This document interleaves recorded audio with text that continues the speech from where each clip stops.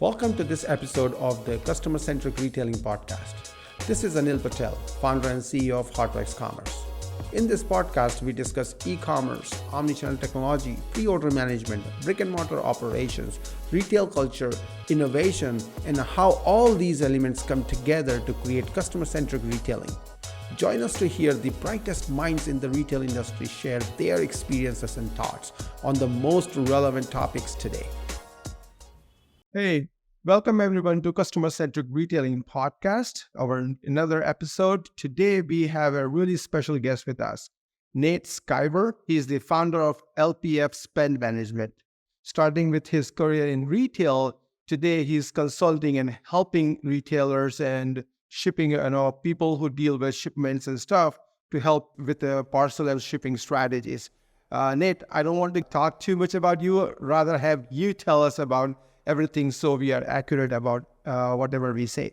So Nate, tell us about your journey, starting from retail till what you do today. Absolutely, and thanks, Anil. I appreciate being on the podcast. So I've been, or was rather, in retail for 17 years before consulting. And a lot of that 17 years was focused on building and managing parcel programs. So for companies like Abercrombie & Fitch, Gap Inc., but also I had a little bit of order management experience as well, which I'll talk a little bit about, of course, later.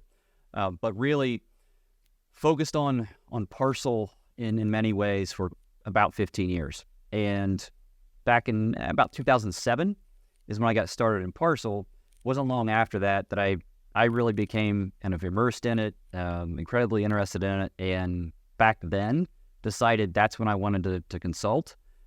It just took me about 12 years to get there. But before I made that jump, I did have some experience with Abercrombie in order management, and that's where my background comes from. Ship from store, just omnichannel, just in general. And that helped me really tie the delivery experience to that very detailed transportation parcel experience that I already had.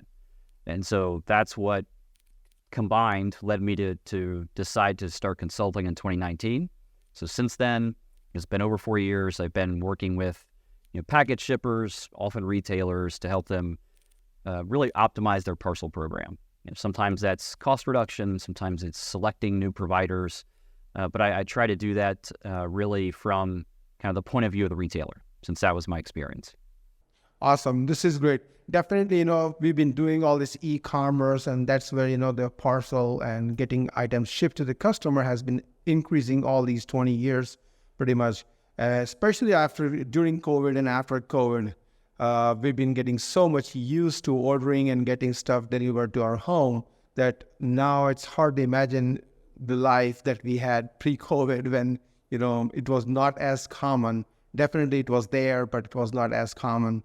So I'm sure there's a lot of new excitement going on around various strategies in parcel management and all that. So we'll definitely get to that, but let's start with first with your experience at Abercrombie & Fitch.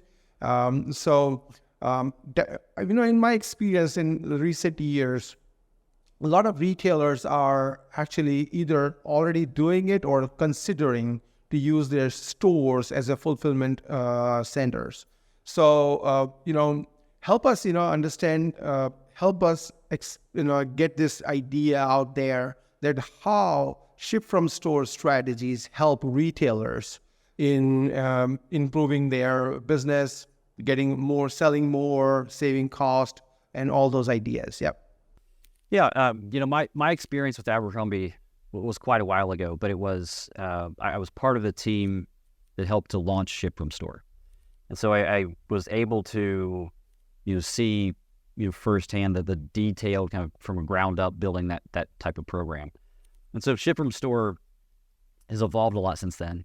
But, the basics are like you mentioned, of a retailer using inventory from a store to fulfill and ship all or part of an online order.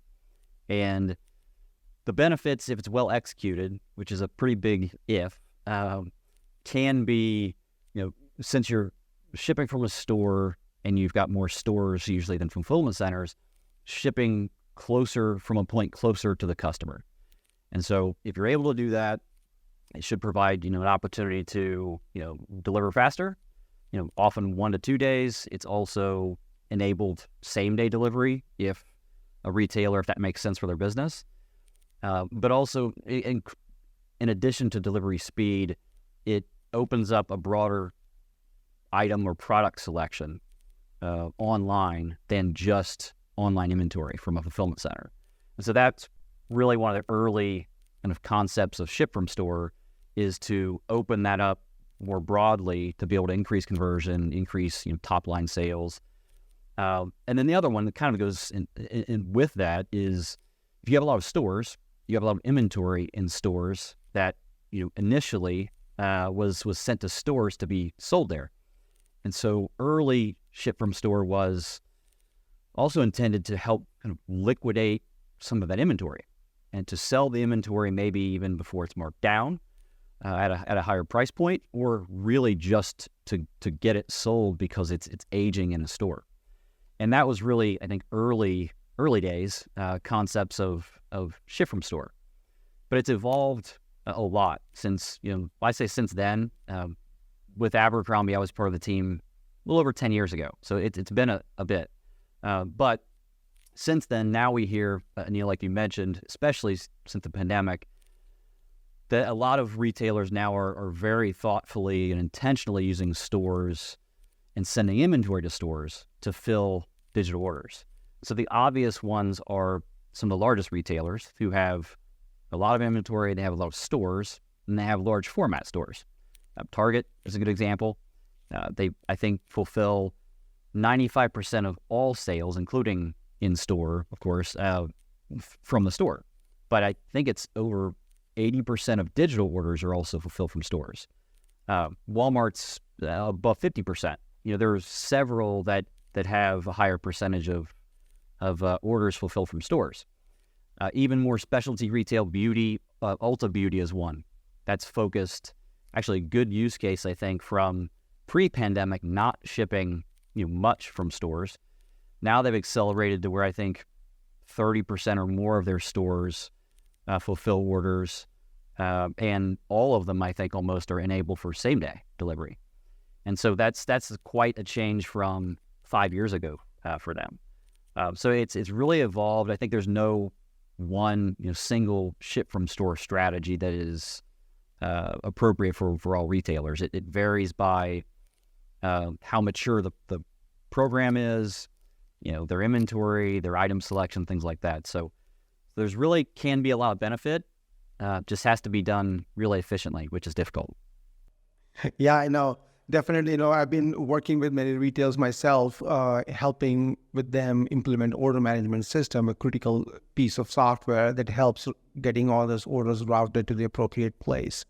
And I see that retailers see their stores as a fulfillment center for, various reasons, like you mentioned. It's really important. Today, our customers want item delivered same day, or, at max 2 days has to be delivered. With the shipping cost really increasing, it's important that, you could manage that cost, and shipping items from store definitely helps them save on shipping cost. And also, like you said, the inventory, we can now stock up more at the stores because we know if not sold locally, we definitely can get them shipped to customers. So that's another big advantage, along with all those other advantages that you talked about. So for sure. And then, we are also seeing retailers who have store network and may not have their warehousing or, warehouse facility for fulfilling online orders, but they want to start doing website and digital orders. So they generally, start with using their store network for fulfilling their digital orders. And as they mature with their e-com business, slowly they start now figuring out their, using their 3PL support or their own warehouse, whatever makes sense. So, there are many, many different reasons that I've seen how retailers actually use. One of the really important one that, actually shines, I think, is when you talk about online sales, when we see that, when you have a store in that region, the online sales from that particular region where you have a store automatically increases because people now know your brand, they are brand aware, they can go in and try out your product in the store, but then they go home and place online order. So interestingly, retailers can now open up more stores where they otherwise think that they may not get enough of footfall and they may not be able to sell enough in the store, so the store may not make sense. But actually combine your sales in store plus your online sales together, the store starts to make more sense. Do you think that what I'm saying holds any water? Yeah, I do. It's interesting. I think so my background is specialty retail, so most in apparel, and so it depends in that example to where it's often those companies had stores in place, of course, well before online was a thing, 25 years ago. But it's been a challenge. There's definitely merit in looking at the demand, just overall demand at the market level, and of course being channel aware, stores and online, but being able to view it holistically to know really what the opportunity is, and then the hard part is to distribute that inventory in the right way. So if it's a combination of fulfillment centers, maybe those are regional, and then stores, it can have an effect to where if you do it very, very accurately, that you are able to then drive higher demand overall because you're providing that experience, say from stores that are closer to deliver faster, and you've got complete assortment or pretty close to it. It's much easier said than done, but it can be something to where if you're really able to view that demand holistically and distribute the inventory accurately, it can kind of, it's almost like feeding each other as far as the digital online and the store demand as well. Yeah, that's important. But then, like you said, it's important that it has to be done in a certain way, which has, that makes sense. So tell us about the challenges that retailers face when they implement ship from store strategy. What do you mean when you say it has to be done in the right way? Yeah, there's definitely a lot of challenges, and again, my background specialty retail, and then a fair amount of my focus with ship from store has been on the transportation side. Obviously, I've got some order management experience as well, but working in I guess the supply chain area and then also an e-commerce area, having worked with as partners, store operations teams, I think certainly at the beginning, the alignment of goals, objectives, say responsibilities between all those groups or amongst all those groups internally is really critical, and that's difficult to align, especially if really needs to happen from kind of leadership level down, and there needs to be alignment there of what the objectives are, which group is really responsible for certain things. One thing that's interesting sometimes is who gets credit for the revenue or the sales, but that all needs to be very clear and agreed upon, I think. And what that allows then the operational teams to do, kind of beneath those leaders, is really execute the plans that are very well aligned and the strategy that's very well aligned. If it's not, that becomes really difficult because that is something that communication becomes a little strained. Your relationships maybe, might not be as positive because you aren't working kind of from a common set of goals. So that's one thing I think, just the foundation at the beginning that really needs to be established. And one thing that I've seen where there are challenges with that is if it's not really, really well aligned, is then, especially on the store side, then you have maybe stores that aren't really well incentivized to fill those orders. If it's not a really, really strong, well-defined process, ship from store to fulfill those orders, then it's more seen as kind of an extra process that's done, in addition to fulfilling your normal duties of of managing the store and interacting with customers. So that's where I think if there aren't really strong processes there as well, that the ship from store becomes very inconsistent, and orders aren't filled on time, and it just isn't something that is as beneficial, definitely for the customer, but also just the retailer, if it's not really well defined that way. I think one other thing that helps in that regard is all the processes you put in place. You need to have some way to measure success and to monitor the performance. And so again, my focus was more on the transportation side, or just the kind of order management, not necessarily store processes, but they all kind of go together. And so I usually jump to something shipping related. So shipping cost per unit or cost per order is something that can change significantly, which we can probably talk more about that. But with ship from store, customer promise on time delivery, that's something that should be relatively straightforward if you're just shipping from fulfillment centers. Say you've got 2 fulfillment centers, but if you add 300 stores now to ship from, you've really got to manage those expectations and that performance.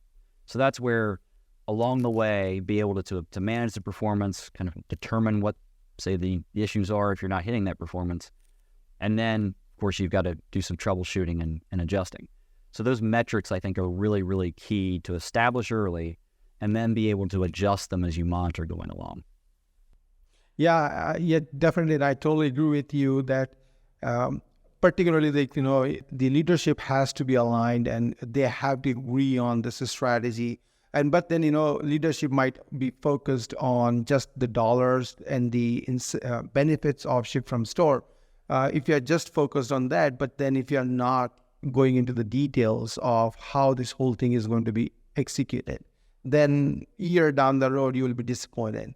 So it's important that the whole, like you said, everything has to be really detailed out, and make sure that the responsibilities are properly assigned. And then a few things like you mentioned, I totally agree. And in my experience, we have seen that these toolings are very important for retailers. For example, like making sure that who gets the credit for the shipping, the sale that got shipped from the store. Plus, who all those associates, the people in the store that were involved in fulfilling those orders, they need to be incentivized properly. Keeping track of all that is very important. And then keeping the performance, measuring the performance, making sure that, orders are getting fulfilled at the end of the day. You don't want those orders that were sent to the store for fulfilling stay unfulfilled. So you want to get them fulfilled on the same day. If not, then you need to know why, what happened, and then do something about it. So all those monitoring and KPIs, operational analytics becomes really critical. So with all those KPIs properly laid out, a proper monitoring system in place, with all that holistic and real commitment from the management is critical to success of the ship from store strategy. But once done right, actually, it definitely yields the results. And we've seen that, retailers actually benefit a lot just because of getting these items shipped at much lower cost, at the same time getting those inventories moved faster. So definitely, that's important aspect of it, yeah. But then, then the whole thing itself is like in retail, this is another challenge that we always talk about is the inventory. So we have all these different facilities now, instead of not just warehouse, but you are talking about all these stores that have your inventory. In case of retail, your staff in the store is so much used to selling what in stock, they see it physically there, and then they sell it. So inventory accuracy is like not so much of a priority for them. What I mean by that is like, what is in the system, systematic inventory versus physical inventory may not be a high priority for them. But when you start doing online store fulfillment from the store, then the data on inventory has to be high quality. Otherwise, all these promises may not be fulfilled, and the customer might be disappointed when we are trying to actually get them excited. So that's the other challenge. So tell us about the challenges of inventory accuracy, especially when it comes to managing, like you said, you might have 300 retail locations. Keeping track of all those inventory and making sure that inventory data is flowing properly and all that. So tell us about those challenges and what could be done to help with that.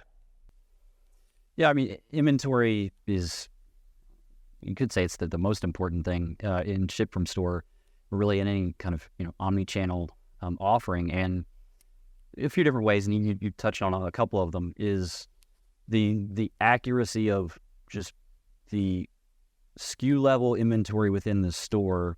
Then orders are, say, sent to a store to fulfill. So systemically, from an OMS, they're say released to a store, and so the store now has this list of orders and list of items that they need to go pick, pack, and ship.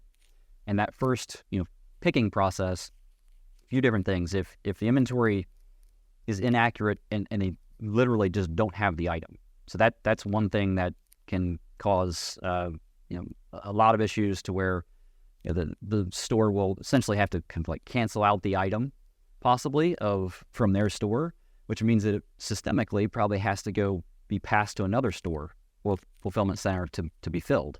So at minimum, that probably delays the process by a day. So if you don't have accurate inventory, then you're consistently having orders that on day one or day zero, I suppose, will go to a store. They don't have the item. It goes to another store the next day. So I've lived that, and that's not, that's not a fun process. Now, that area, as far as the systemic kind of management of inventory and things like that, wasn't really my area of expertise. But there's some basic things of thresholds or safety stock, if you want to call it that, of managing those levels very, very closely at the store level. You can do that even once you've got stores that you find maybe aren't as accurate. You can increase that safety stock level to where it provides you a little bit of a buffer.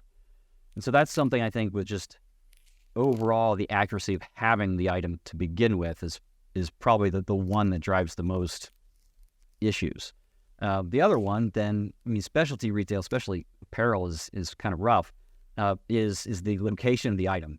So if there's not something systemically really that is going to tie an item to a location, and in apparel it's almost impossible, then it becomes challenging. And so that's where just the location, and actually you can walk 10 minutes to find an item and then realize you don't have it. So there's really an opportunity for a lot of issues there. And so that's one area that I think is very difficult. You have to be, I won't say conservative sometimes, particularly in apparel, of really how much you fulfill from stores because of being able to find the item efficiently. An example, I think Nordstrom Rack, not too long ago, last year, pulled ship from store back from those store locations because of the nature of their inventory. It's discounted. It's the velocity, how quickly they move inventory, it varies probably pretty widely. So I can't imagine trying to find an item in a store like that. And so that's one area where, it's really challenging. So you just have to be, I think, thoughtful about what's realistic of how quickly items can be found, how long it's going to take, things like that, to be able to manage the expectations on how much labor you're using is one thing. I think the other way is the inventory really plays a role in kind of the customer experience as well. I mentioned orders that don't get filled immediately, so that delays the process. If inventory is not accurate at a store also, then it can cause orders to be split. So an item goes to one store and the other item goes to a fulfillment center.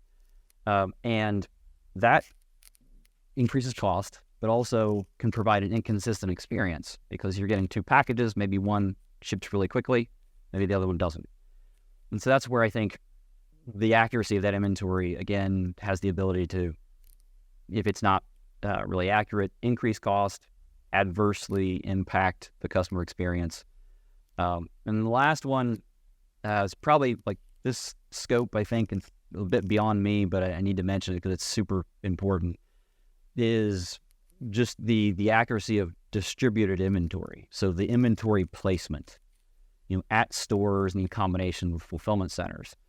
So I'm not going to act like that's something that I have expertise in doing, but I've seen challenges that it presents. And if the inventory is sent to stores and it's not fulfilled locally, there's not the demand there, then when it's opened up for ship from store and the system goes through and chooses, depending on what the logic is, it might ship from a store in Los Angeles to, a customer in Ohio. That's not ideal. And so that's where there's, again, increased cost because you're shipping a longer distance. It takes longer to get there. So that accuracy of distributed inventory, it's highly complex, especially for, retailers who don't have really broad inventory assortment, or depth rather. Let's say like a Walmart and Target, their stores cover a lot of their assortment. Apparel, footwear, things like that, that's not the case. And so mistakes there can be incredibly costly, can really erode margin. And I think that's probably, in my opinion, the biggest opportunity in retail of optimizing that inventory placement, because then all the benefits we've talked about are accelerated. Really fast shipping, lower cost. So it's not easy to get there. Yeah, I know. It's like, you have to keep track of all the data and then process it and then bring it back, come up with a new hypothesis and experiment and then learn from it and all that.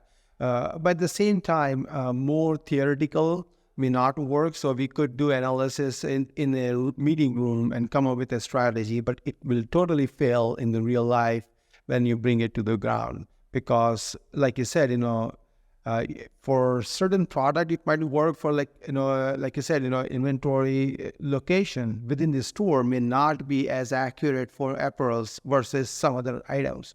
So all those real life experiences actually matter when you're coming up with this strategy. And so that's where it's important.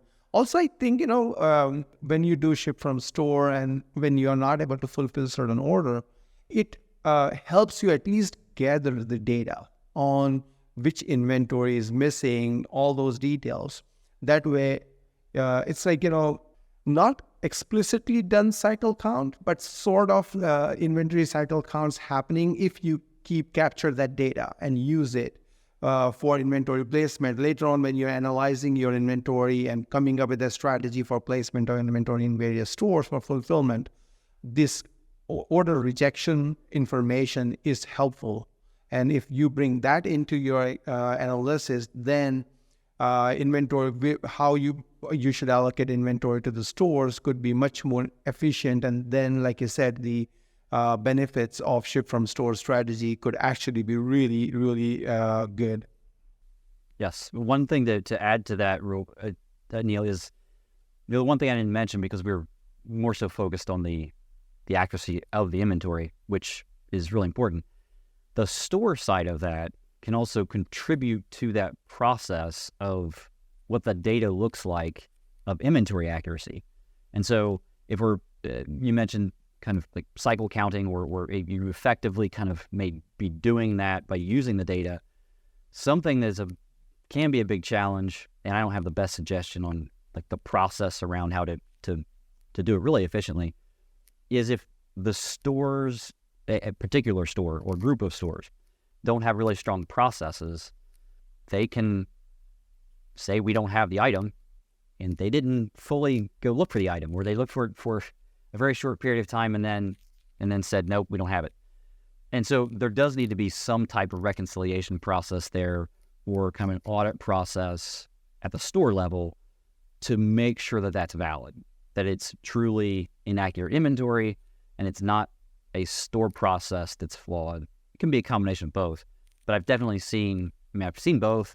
I've seen the store side to where it wasn't executed well, and that can then make your data kind of cloudy, and that's also not a good thing. So, I know that's true, and that actually also, like earlier in this conversation, you mentioned how we are managing store crediting for the sale. Who gets the credit for sales, and then are we incentivizing people appropriately?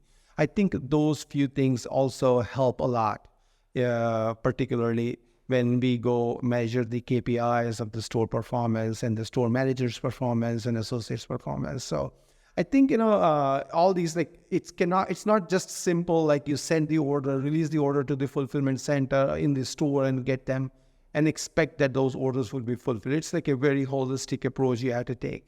Everybody has to be on board. Everybody has to get some benefit out of it. Only then actually your ship from store strategy could be successful. So it's not something you could do with a very little small effort or just a little bit of planning. It takes the whole company. It's like, the kind of energy you put into planning out your stores, location and inventory, assortment and all that. Similar kind of energy goes into bringing this omnichannel strategies as well. Cool. So, well, this is definitely interesting, and I'm sure people, there's a lot to be learned in the shift from store strategies, from the real ground level experiences. Also, given your role in logistics and building real strong relationships with the, shipping companies, logistic companies, tell us, about your approach on how to maintain relationship with these logistics providers and how to efficiently manage those parcel transportation and how you help your clients in this area. Yeah, I mean, I think, a lot of your retailers, companies I work with, they will ship with carriers that most everybody knows, like UPS, FedEx, Postal Service, and several others. And I think just as with any valued partner, third-party partner, really strong communication, transparent communication as much as possible needs to be like the foundation of the relationship. And the reason that is if that's not there, then it becomes more of just kind of a transactional relationship. The only time that, say, a retailer is contacting the carrier is if they just need something or if there's a problem.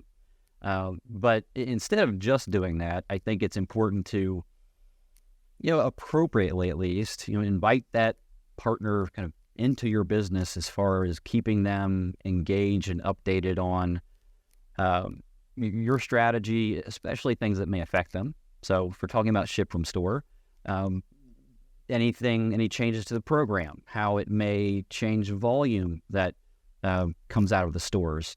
So it's really keeping, I think, a really consistent communication, cadence with those partners, so that they are much more, I guess, willing, able, however you want to look at it, to respond to your needs, to collaborate more, especially when it comes to when there's issues or there are more kind of things around negotiations of contracts.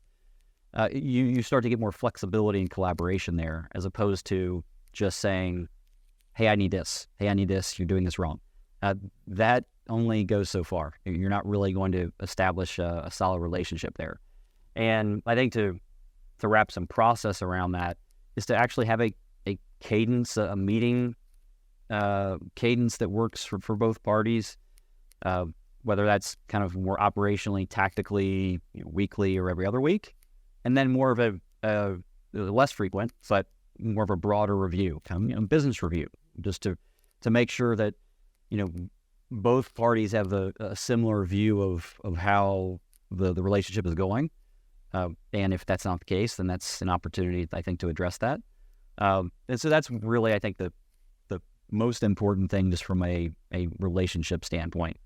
And, other things as far as managing the process of, say, parcel program with a carrier is really understanding your data, your data meaning the retailer's data around their shipping program.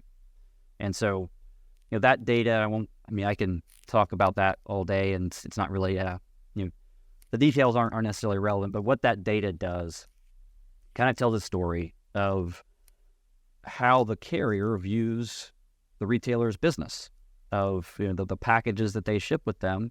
How valuable is that volume? Is it easy to serve that customer? Meaning, they're small kind of dense packages that ship from a commercial location to another one, and it's pretty easy to move through the network and get delivered. That's great.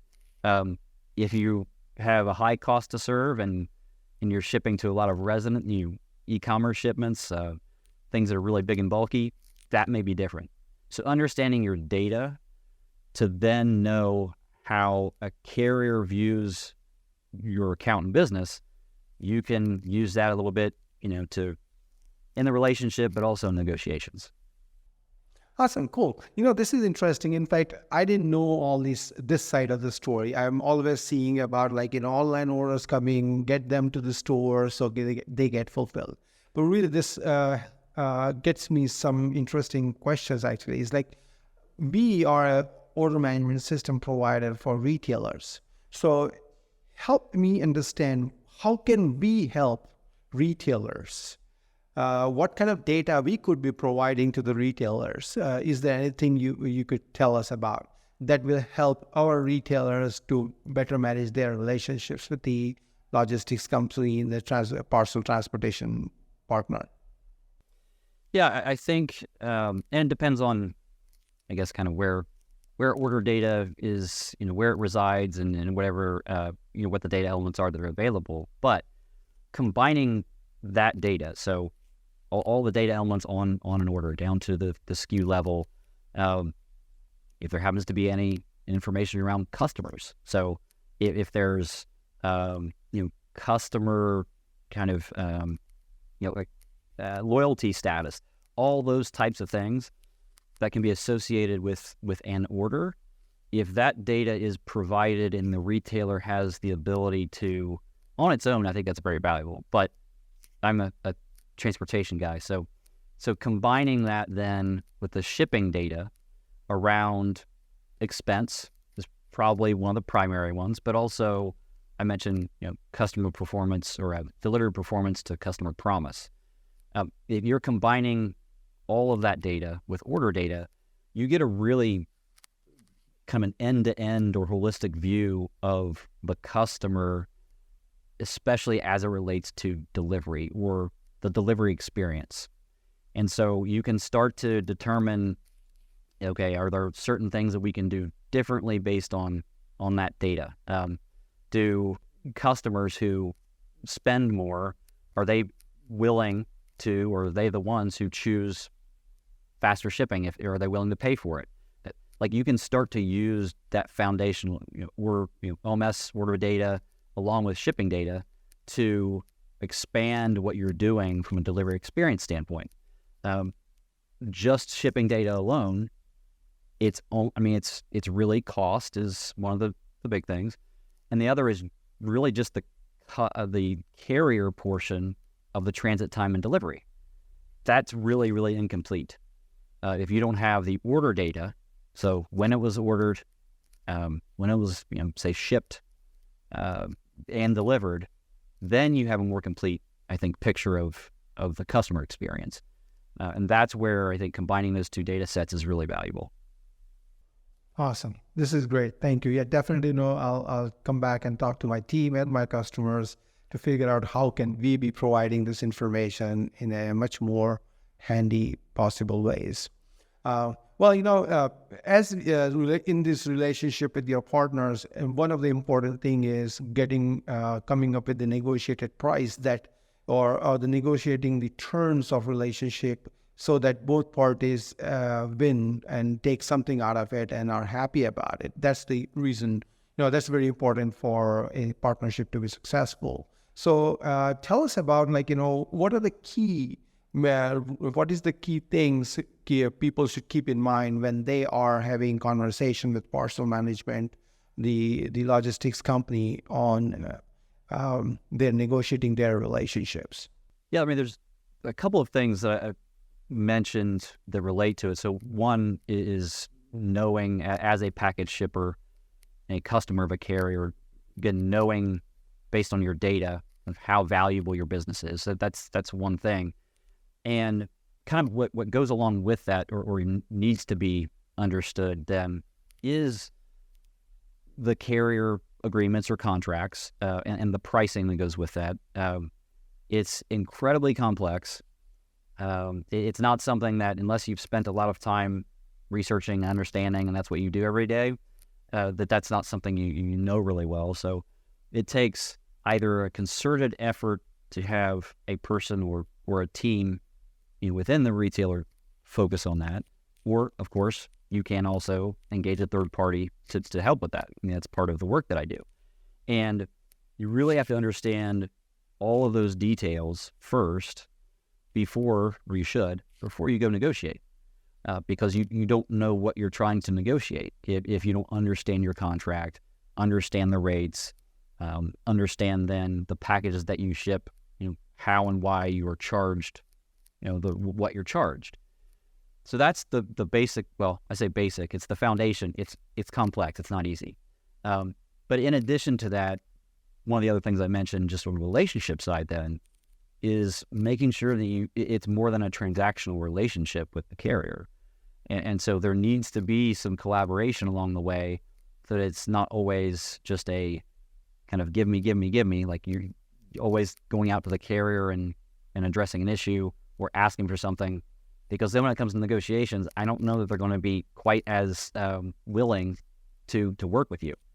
So that's a little bit of a softer, kind of concept than the actual data and the contracts.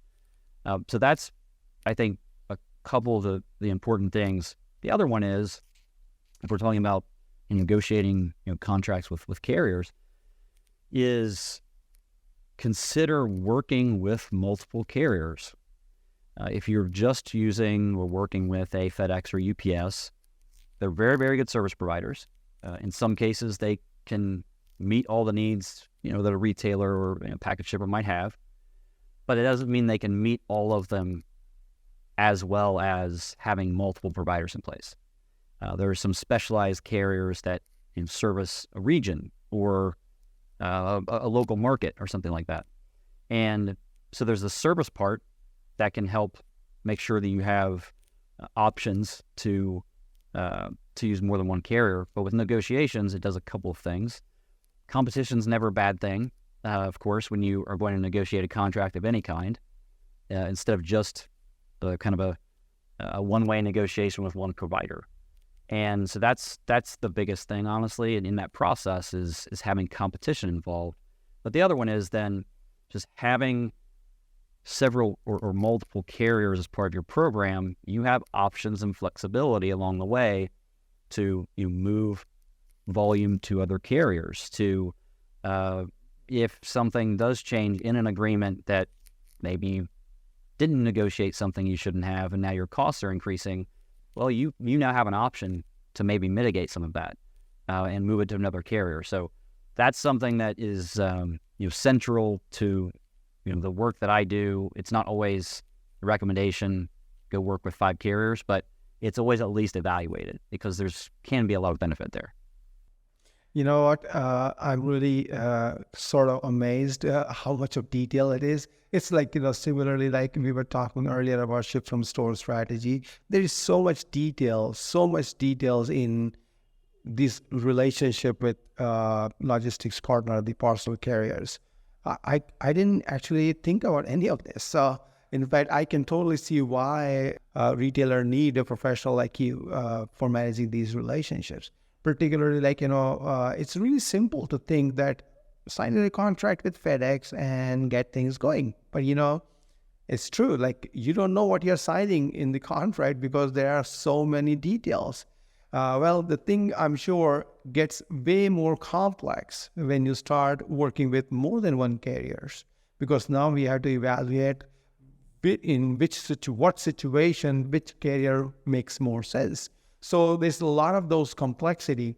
Well, definitely, I'm sure once you know how to manage that complexity, there's a lot of financial or the strategic benefits that retailer has. Like example, you said, having competition is really good, but then you have to do it right. Otherwise, you get trapped.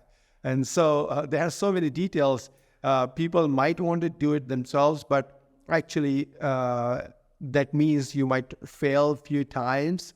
Well, on the other side, let's say if you hire the right help, then you can get it right from the get-go, which is very important. So definitely, Nate, at this, I didn't really know. Now I think I can appreciate way more what you bring to the table than actually before this conversation we have.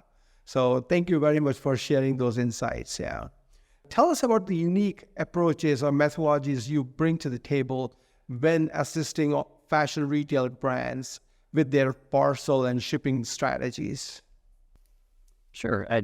I think really the main thing that kind of differentiates the work that I do, the services I offer with some of the other consulting companies, which I know really well, is that I worked for a retailer for 17 years. A lot of that was spent managing, developing parcel programs. But when you do that's not the only thing that you're concerned with. There's competing priorities. You're working, in a cross-functional, scenario where you have relationships with different internal customers, working with third parties. You have to prioritize and understand all those things. I did that for a very long time. And so that is really how I advise clients. I can't always literally advise them exactly the way that I would have done something. That's not always appropriate, but I at least think that way. And so I consider what their internal priorities are outside of just shipping cost or negotiating their contract. The relationships they have in place with their carriers, the cross-functional relationships they have in place. So I take that into account when considering the solutions or the choices they might have to select different delivery providers or make different decisions within their negotiations. So I think that's probably the biggest difference, is that I've literally done the work that I'm advising clients how to do. And that's not always the case with some providers. And I think the important thing with that is there's far more to managing a parcel program, maybe even negotiating contract, than just the cost. So just the shipping cost. That's really important, especially right now. But I draw on the retail experience to provide solutions through the eyes of a retailer. And oftentimes that has a lot to do with other things than cost. Customer experience, kind of the decisions that have to be made outside of shipping within the organization. So that's how I approach it. And one of the reasons I love doing it, because I did it for one company at a time for a really long time, but now I get to share that experience with a lot of different companies. So amazing. This is really good. In fact, this is important. Like something that there's people talk about when they think of consultant is people who know because they have read books. They know the legal stuff, like they can read contracts. But then, when you ask for help from a consultant, you're worried, you're scared that, this guy is going to give me advice which may not work for me. That's the kind of approach. Even in my personal life, I've done this type of activity. Like my decisions on hiring consulting help generally, start with this concern that would this consultant's advice work for me or not? This is where, your background in retail actually comes handy. It's not just about playing with numbers. It's about knowing the details of how business works, how people behave in these situations. Because, it's easy to predict numbers, but you don't know how humans are going to behave in that situation. And that's where experience really comes in. So I can totally get what you're saying. And, it's really, really important And it's very easy to get fascinated by these numbers, and under pressure of being more profitable, it's easy to go sign up hard contracts and big strategies and big plans. But you sign up and you get into it, and then you make all this investment and then you fail. And it's like, you are even in a worse situation. So having a good help, especially been there, done that kind of thing, it's very important. So, I'm like really, really excited. I'm having goosebumps, like, really amazing. Particularly, I'm really happy for your customers that they have such a good help and with so much of insight. Awesome, man. Thank you very much. I'm sure people appreciate what you do. Thank you. I appreciate it. Cool. So, I'm sure you've seen all these, you work with multiple clients, you've done yourself one company at a time. What do you think? Let's start some, imagination. What do you think are future trends coming in? What kind of innovation you think could happen in this parcel space? One thing that it's been kind of, I guess, evolving for a few years, and it'll be interesting to see the pace that this changes. But really, the competitive landscape within the package delivery market and the providers, so UPS and FedEx are the most, I guess, recognized ones. Of course, the Postal Service as well. Amazon delivers mostly their own packages, but they deliver more than UPS and FedEx now. But they're offering a service with, to other retailers. And so we've never had this many providers of different types, delivery providers in the market. There's technology that's been in place but continues to improve, that enables using multiple carriers, using carriers for local next day delivery or same day delivery, kind of pairs with some of the technology on the OMS side and different things like that. So what I'm interested to see here in the next 2 to 3 years is how quickly the competitive landscape changes, and are we going to reach a state where it's more common that a retailer is working with, say, FedEx or UPS for a portion, 20, 30% of their volume, but they've got 4 or 5 other carriers that are handling very specific segments and different types of orders and doing it very, very well. The providers have been there for a little bit. I mean, it's grown. The technology really has been there at least for several years, continues to evolve, but it hasn't really shifted that much. And I think, especially as it relates to, say, local next day delivery, that's something like we've talked about ship from store a lot today. And if done very, very well, distributed inventory does allow you to ship more orders closer to the customer, and all the benefits of lower cost, higher conversion, probably, if you're showing the customer that option. But there hasn't been a really fast acceleration toward that outside of the largest retailers. So the largest retailers have the stores, they have an inventory to do it. So I guess almost like a question, will distributed inventory and the ability for retailers beyond the very, very largest ones to do it effectively, will that accelerate? And then that opens up, I think, opportunity for this a bit more, I'm going to call it fragmented, but competitive package delivery market. So that's what I'm watching. I think it's going to happen, maybe not really, really quickly, but it's headed that direction. Yeah, definitely. I wish that comes true because, to see innovation to happen, this is important that the market is shared by more than so many leading providers that we have today. And definitely, all these new providers who have niche offering, they do bring a lot of value.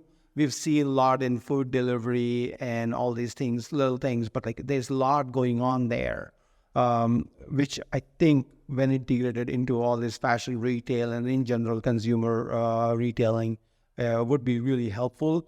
But like, again, it is complex. It is complex to manage relationship with more than one shipping carrier provider. So definitely, it is not easy, but, let's see how it goes. Awesome, man. Thank you very much. It was really great talking to you. We had really good conversation. I learned a lot today. I'm sure the audience is going to get a lot of value out of this episode, and I'm sure you're going to see a lot of messages coming in asking for details. Thank you very much for your time. That's it for this episode of the Customer-Centric Retailing Podcast. If you like what you heard, you can subscribe on Apple Podcast, Spotify, and Google Podcast. Please rate and review and recommend to a friend or a fellow retail fanatic. This podcast is presented by Hotworks Commerce.